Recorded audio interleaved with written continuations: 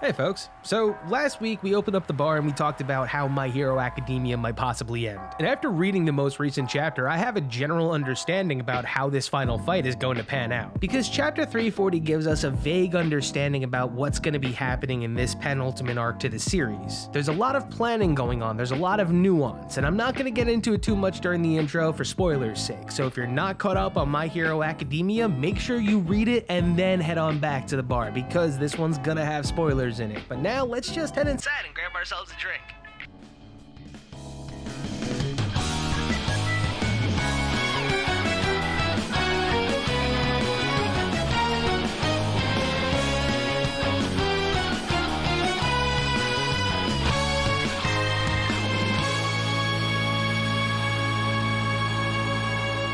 Alright folks, welcome to the bar. So, now that we got the spoiler warning out of the way, there's one thing that I really want to talk about, and that's All Might's plan. Because one of the things that All Might knows from this current situation is that Deku is emotionally compromised when it comes to Oyama. That's why for the most part, most of the decision making is being made by the teachers and the police officers. The students can side plan as much as they'd like, but Horikoshi is giving us the pragmatic view by telling us that yes, this is All Might's plan. But the biggest asset in this entire situation is Aizawa. Follow me on over to the wall, I'll explain what I mean.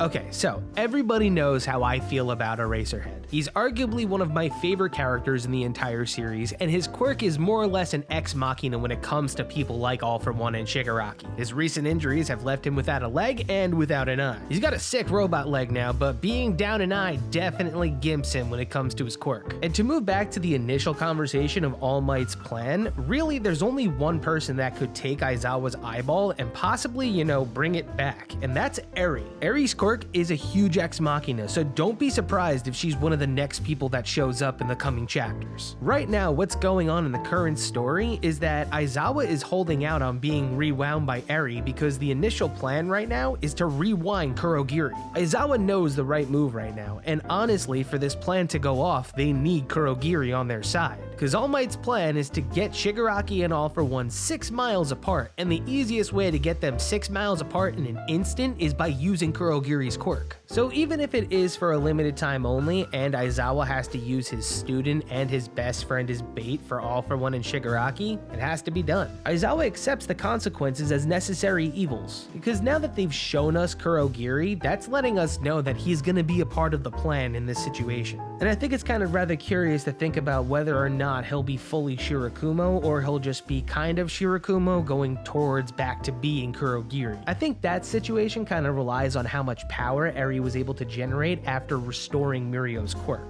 Because the way for them to enact this fight is kind of like the Sasuke retrieval arc, where they want to single out each one of the bad guys and take them down one by one. And while yeah, that means we're gonna get Endeavor and Todoroki versus Dabi, that also means we're gonna get Spinner versus Shoji. Yeah, that's right, we're gonna get the heteromorph battle that we all thought was coming. Horikoshi has said that Shoji's face reveal is coming, so what's a better instance than him fighting against a villain who's saying that they represent heteromorph ideals? But that is pretty much All Might's plan, to single out the leaders of the League of Villains and take them out meticulously. And he assumes by separating them, they'll have the advantage. Now before we talk about the team that's going to be fighting Shigaraki, we have to talk about the team that's going to be fighting All For One. And that consists of pretty much anyone who's not Class 1A. I see body after body being thrown at All For One, trying to prevent him from trying to get back to Shigaraki. Like, the final battle is kind of panning out to be a little bit weird, and I'm anxious to see how they're gonna, deal with Old Man All For One at that point. Because I think a general understanding is that it's very up in the air right now whether or not the Vigilantes will show up, but my guess is if you have somebody like Koichi, whose quirk is significantly strong, you can have him show up to kind of stall All For One. Because my guess is Mount Lady, Best Jeanist, and all them, they're gonna get their asses smoked by All For One. Especially if they don't have Endeavor, which they're not going to have because he's going to be dealing with Dabi, meaning it's going to be a kind of difficult situation as to seeing who's going to deal with who. Because back at the fight with Shigaraki, the plan is to get him into the singularity with Deku. Because, as we've seen in chapter 340, one of the main characters that can drag people into the singularity has just made his reappearance into the manga, Shinso. Now let's actually move back and remove Eri from the situation and plug in Shinso instead. What if if Shinso is able to mind control Kurogiri and use his quirk, and he's able to separate them that way? If that is the case and Eri is no longer involved in the situation, the theory about Aizawa subtly having an eye behind the eye patch is completely dead as well. It's possible, but I really do think that she's super depleted after replenishing Mirio's quirk. If Shigaraki is gonna be the guy, first things first is they have to weaken him. My guess is that brainwash works better on somebody that's kind of been beaten down for a little bit, because I got a feeling that it's possible that he might break out of brainwash or even make an attempt to even steal brainwash at some point. That quirk in the hands of All For One would be absolutely maddening. But the situation that I've been formulating in my head, and could be completely wrong, is that if they get into the singularity with one another, maybe Deku could actually weave his way through the singularity and save Shigaraki from All For One. We've seen that right now Shigaraki feels like a tortured soul within his own body. So I think that it's more than possible that maybe Deku figures out a way to bring Shigaraki back. And from there, the situation could go a litany of different ways from there. Believe me, whether or not destroying the All For One vestige destroys All For One is to be said, but my guess would be that even though if you help him defeat the All For One vestige, you're still gonna have to deal with a villainous Shigaraki. Which makes me wonder if the final battle of this series is All For One's beloved quirk being used against him to finally take him down. I mean, there could be that perfect moment where we're like, oh, it's great, we finally apprehended All For One, and we have, Shigaraki on our side, and then Shigaraki just kills All For One, and it's like, all right, time for the end game, let's do this. I don't want to say it's like manga trope 101 to suddenly have a curveball right at the end that throws everyone through a loop, and you're like,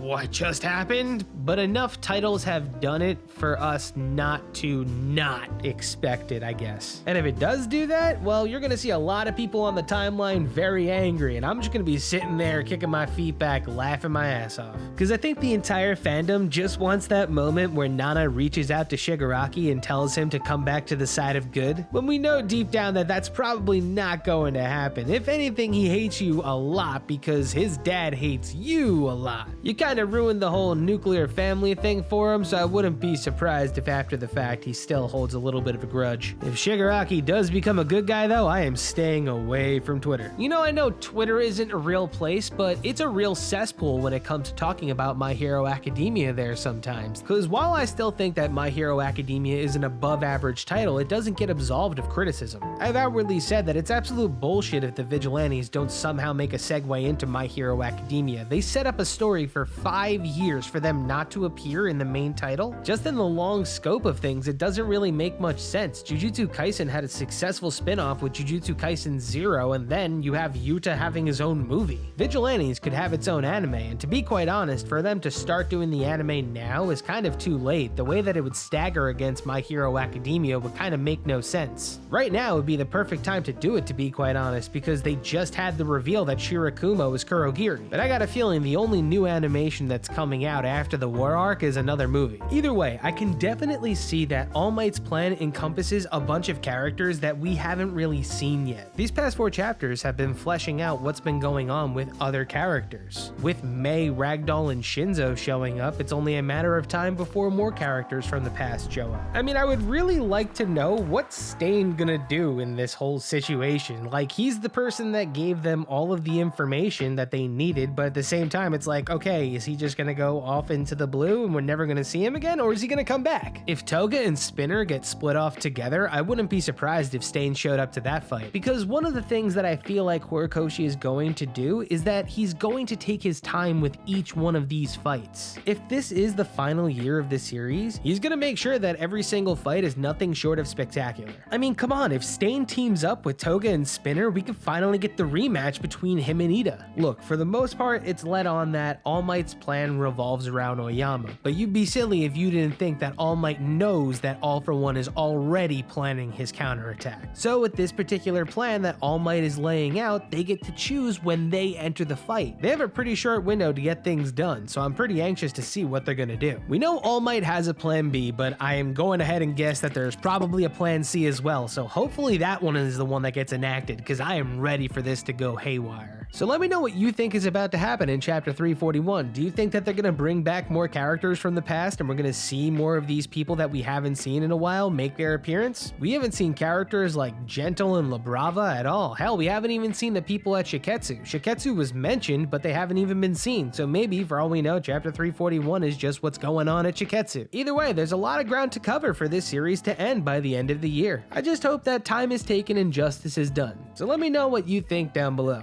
and I'll catch y'all later. Cheers.